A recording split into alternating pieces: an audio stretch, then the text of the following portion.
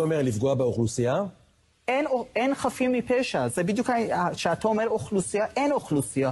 יש 2.5 מיליון טרוריסטים, ולכן אין משמעות להקש בגג. עושים הקש בגג כדי שחף מפשע יצא. ברגע שבעזה אין חף מפשע, אז אין טעם להקש בגג, כי כולם טרוריסטים. אז מה זה אומר, להרוג את כולם? וזה תפיסה. עכשיו, מה זה אומר? יש משהו מוגדר בשעת מלחמה שנקרא שעת חסד. זה אומר, חשוב מאוד, 10 שעות הראשונות של המלחמה, מה אתה עושה? זוועות והכל עשו, היינו צריכים להוריד 50,000 עזתים. ואת זה אני לא אומר פה ב-14, גם אמרתי ב-11, וגם אמרתי ב-12, וגם אמרתי בכל במה אפשרית אמרתי, לא מכיוון שעכשיו פה 14 אני אומר את זה, בכל במה איך להרוג 50,000? מטיסים מטוסים, 4 גלים משטחים.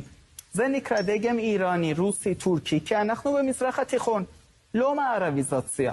מחר בבוקר מתעוררים, עכשיו יש תמונות, מעשי זוועה שהם עשו, יש לנו הסברה ישראלית, מביאים את כל העיתונאות, מביאים את כל שרי חוץ ונופל בין הכיסאות, אז בכלל בהערכת מצב אנחנו טועים.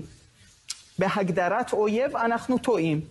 לא עשו את זה כי בצעד הראשון אנחנו לא לוקחים בחשבון שחמאס הוא לא האויב, אלא כל עזה הוא האויב.